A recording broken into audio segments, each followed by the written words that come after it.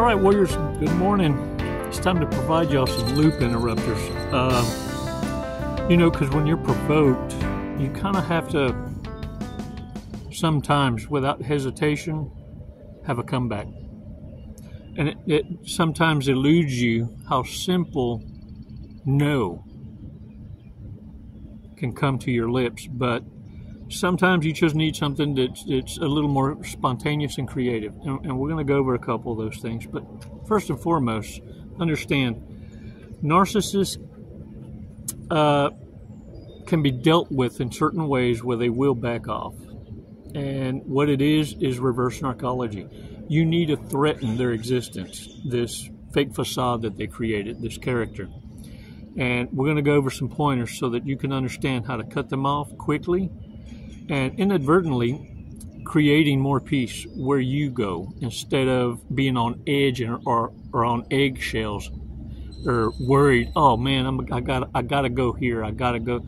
No, now you reverse that. Now the narcissist worries, oh shit, when's their next visit? You got to flip that script, and it's easy to do.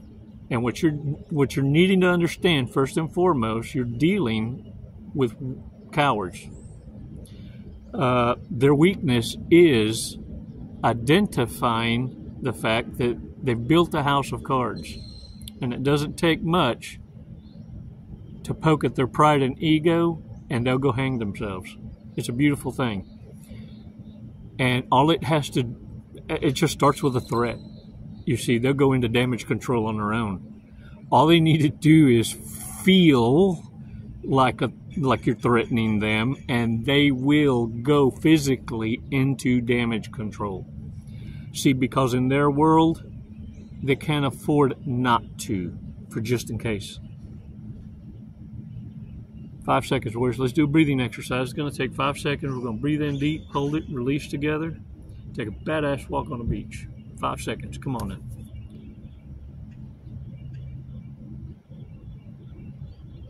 Release slowly. All right. Shake that shit off. Shake it off. Look, what scares narcissists most is thinking that you're going to tell everybody their business.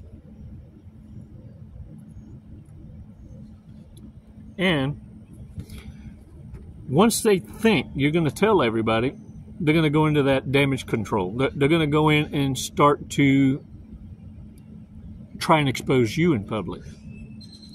You see, what threatens them more than anything is going to be your success, especially if both of you are doing the same job or trying to create the same business, content creating, things like that, right? There's always going to be an enmeshment of competition. So if you start to get more subscribers, more views, or your business starts to profit more, your clientele base, you don't even have to advertise anymore. Word of mouth and the quality of your work, it sells itself. You no longer, let's just say with content creation, you no longer depend on an algorithm. You don't have to say subscriptions or hey, click like. It's because the quality of your content is going to move on its own merit. You see, what narcissists hate is when others praise you because it's like a criticism to them. It's not that you criticize. It's not that others criticize. It's because they withheld praise. Do you understand? Now, the main thing is don't give in to any of them's demands. They're going to try and put you down like, oh, you got a case of the big head. Or, man, you really need to tone it down. So-and-so said you're just very aggressive and people don't appreciate that. Or it'd be like content creators that try and send emails to the girls in the office. That breathing exercise sure is childish. Or things like, oh, cut your hair. Fix them damn teeth. What you need to do is don't give in. Don't give them an ear. And that's the reason the girls in the office handle all that shit. Because it's a direct threat to the narcissist, and they want to blow down your house of cards. See, they think you're a narcissist. You know what's blowing their mind? is because you don't give in to their demands. You're not even listening to them. They sound like a broken record. Eventually they figure out they're sending emails to La La Land because no one's paying them no mind. They're casting spells that don't work. And they're wondering, where do you get this strength? Someone's got to be helping you because it works on everybody else. Well, it works on everybody else because that's who they're hanging with, low-hanging fruit. Of course it works with their own kind. They bounce from monkey branch to monkey branch, from harem to harem, until the new wears off. And look, the thing is, having boundaries with narcissists sets limits. And that's why I say y'all ain't going to break bones. Hell, you ain't even going to bruise a little. But you every now and again, you're going to get some stinky on your finger. It's kind of like a contact high. You know what I'm saying? Every now and again, you brush up on the turd. You got to wash about 5-10 times before it rubs off. But with boundaries, you limit risk. And this is how narcissists expose themselves. They immediately want to attack your boundaries. Oh, you need to be a lot more like me, a little more spontaneous. You're missing out on so many opportunities. And what you're not listening to when the narcissist is splanacious and trying to talk you into lowering your boundaries is, you're not allowing me to fuck you over like I wanna. Slowly and easy. By you focusing more on truth and challenging anything that comes out of their fucking mouths, then understand you're demonstrating that you have self-control and your own fortitude of thought. You have control of your mind space, and no one can come and scramble the eggs. You're able to do this because you're tested. Narcissist shit test. They want to know, are you going to emotionally react or logically respond? I don't need to tell you how important it is that you not show emotion. Be non-reactive. It's hard at first. It really is, because at first it's like, ow! After a while, you learn to not even budge and look at them dead in the eye and just... In fact, I've let narcissists know, you must have thought you was talking to a bitch. Or your own daddy. I'm not it. I will whoop your ass. You see, narcissists need to be cut off. And the way you do this, you ignore them or you bite back, but you add the tax. You know what I'm talking about? Mob interest. They come in a fight with a butter knife and you unleash a nuclear bomb. But you never lose your humanity. You never lose your sense of kindness.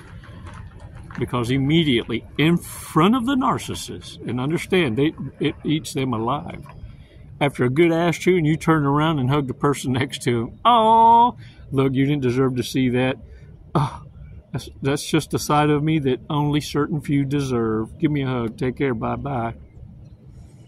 And then you look at that piece of shit in front of you and let them know. There's more where that came from. Warriors, you ever had a narcissist that after you've done the ignore bit on them, days can go by, months, and they got to make it a point to jump in front of you to ignore you back? When you cut them off or ignore them, they got to get payback. It's those childish antics, though, that are going to be the stamp of certifications that you just mortificacious a dumbass with a crown, a narcissist. A sociopath and a psychopath are going to send someone else to get the ass stamped. They send flying monkeys to do their dirty work because, you see, they got a reputation and it took too long to get it. So they send others to do the recon for them to see how you react and respond. And they're in the sidelines observing. Yeah, they play a little bit from a distance because they all know full well it took too long to build that house of cards up. And when it comes shattering, coming down, it takes too long to start over. A narcissist, though, is the pain in the ass to the sociopaths and the psychopaths. And in fact, they use them. It's why I'm encouraging you. Look, they're the bottom feeders. They're the no-see-ums, the gnats, and they just make a mess of shit. Even your high-functioning toxic acids, avoid them or use them. You see, because narcissists, eventually, they get the hint that everybody knows their business and they go into self-destruction. They reach I don't give a damn, but their I don't give a damn don't mean self-growth. It doesn't mean self-reflection. It means self-destruction. And for you, it's best for you to be at a distance and observe it. Carmageddon don't miss an address. And for narcissists, look, it's just different time frames and what their tolerance for pain. And believe me, they have zero tolerance for pain. That's why they have to put on a front. It's why they have to cope. It's why they have addictions. It's why the red flags are so important. Most are alcoholics because, well, you can still have a job and drink alcohol. Just not on the job, but they do push the envelope. But most do have a cope to lean on, and it's not always a piece of meat. You feel me? Horny asses. As loop interrupters, look, the quickest ones for snap, you know what I'm saying? Where you got to be somewhat comical, but not let the rest of everybody know what you're doing at chopping them at the kneecap, but at the same time sending a clear message. Hey, man, you got a booger hanging right here. Right there. It's Tarzaning. Every time you breathe, it's just in and out, and they're going to freak out, just like I just freaked you out, right?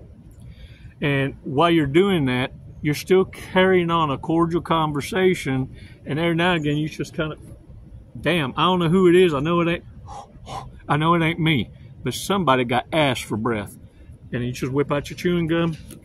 Anybody? Any takers? Come on now. And what you're saying to the one that you're pointing your gum to, you're it. You're the dumbass. Because you're going to put it right there in front of them. You ain't offering it to everybody. You're offering it to the asshole in front of you. And you want to talk about a loop interrupter? Yeah, that's going to fuck them up. Warriors, walk around with a coin in your pocket and some gum.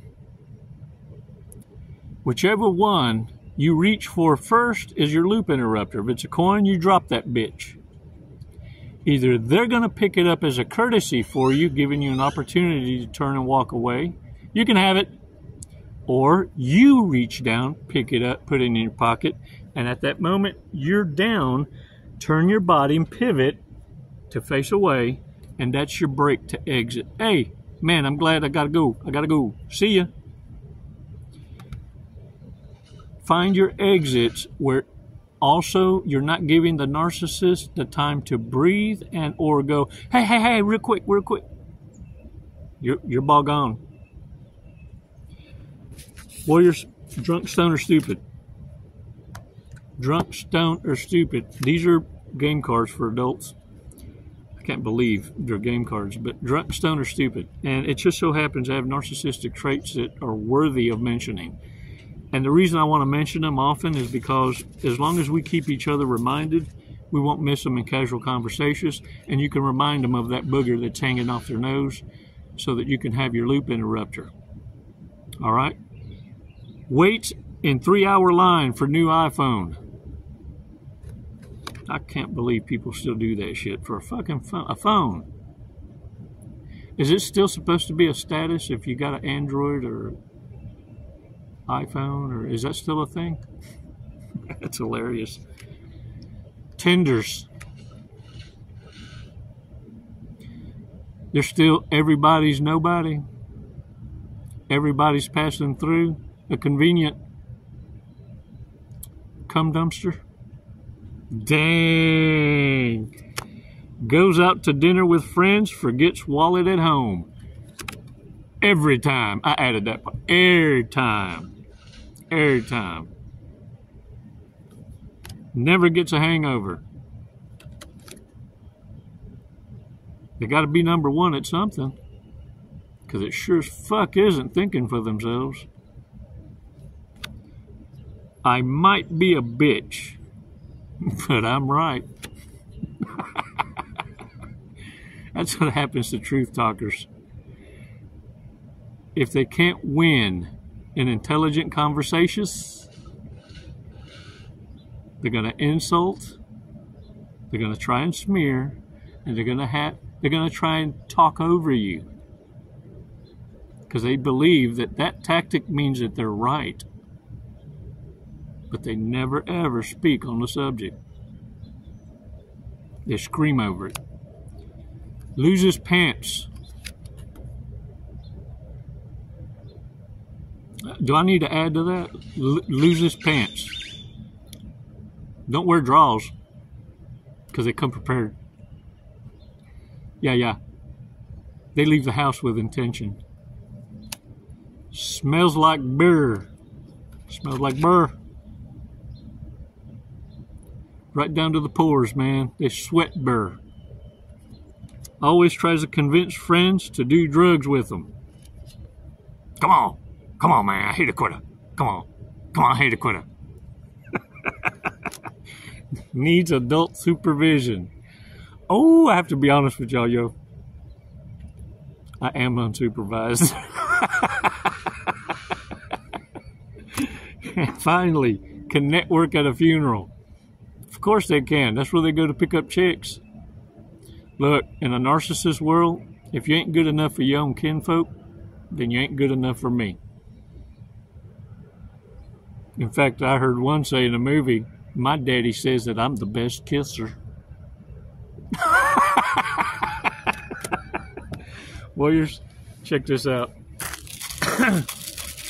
I got another fortress cookie. Let's see what this. Let's see what it says. I think the birds have abandoned me. They exercising their push-pull authority. I'll teach them. I bet you I'll throw this cookie. A different set of birds that come grab them bitches. Teach me shit. A passionate new romance will appear in your life when you least expect it. How about rekindling the one? Your creator. You want to ruminate? You want to run down a rabbit hole? Run down the rabbit hole of truth. Figure out, truly, who should be the one that you give thanks to. Research that. Not because you were born into it. If you were born and raised in the insane asylum, what makes you think that the God the narcissist chose for the household is a true God? Have you researched it? Have you questioned it? You've questioned everything else around you, except for that one question. And that's the one that narcissists want to keep you distracted from. Because once you know the truth, you'll never alienate your creator again. You see, that's where love starts. And now you know how to share it. You were first exposed to the insane asylum so that you could understand evil and what love isn't. And now you know what godliness is, to live in truth with perfect imperfections. Never forgive the unforgivable. Even our Lord despises the hypocrites. There are sins that there's no return from. If you run into anyone who's lost the ability to pair bond and share emotion and feelings in perfect timing, they're not in tune Love does not exist. It's a parasite. It's an imposter. It's a walk-in spirit or a monitoring spirit. Someone who wants to destroy your moral compass, or tear down your boundaries, or corrupt your vessel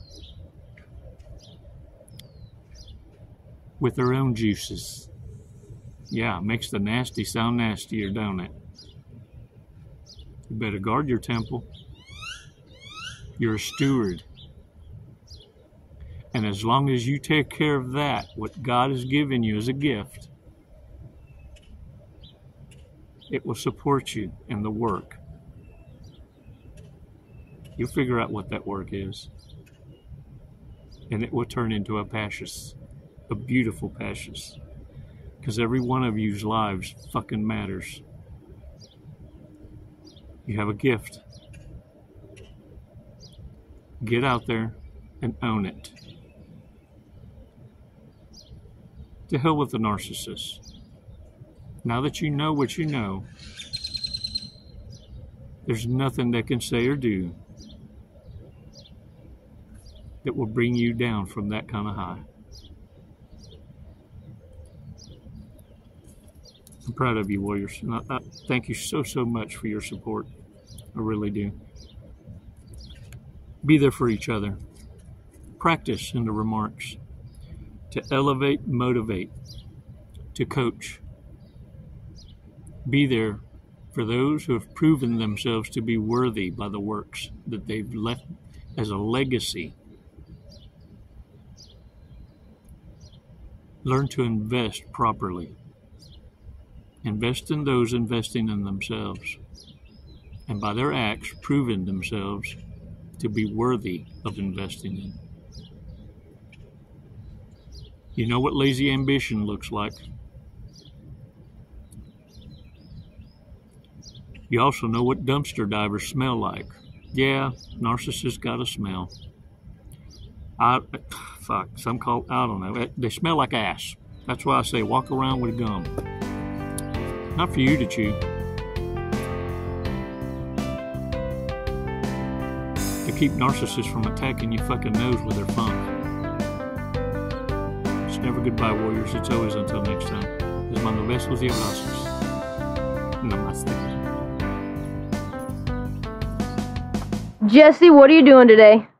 We're going to skydive today. We're going to skydive. Leap of faith. Hey, that's what this is. Doing it for the tribe, the warrior tribe. Do you know how high we're going?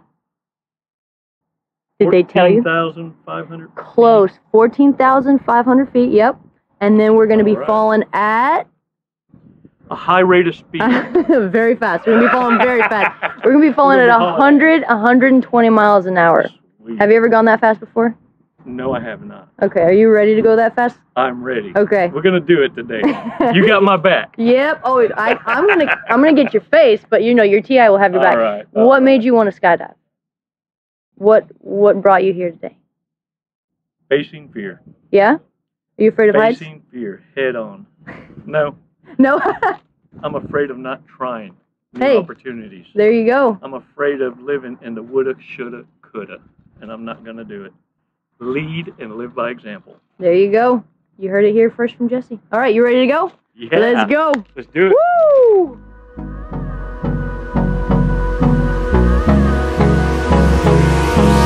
Hold me close till I get up. Time is barely on our side. I don't wanna waste what's left. The storms we chase are leading us, and love is all we'll ever trust. Yeah, no, I don't wanna waste what's left. And on we'll go, through the wastelands, through the highways, till my shadow turns to sun rays. And on we'll go,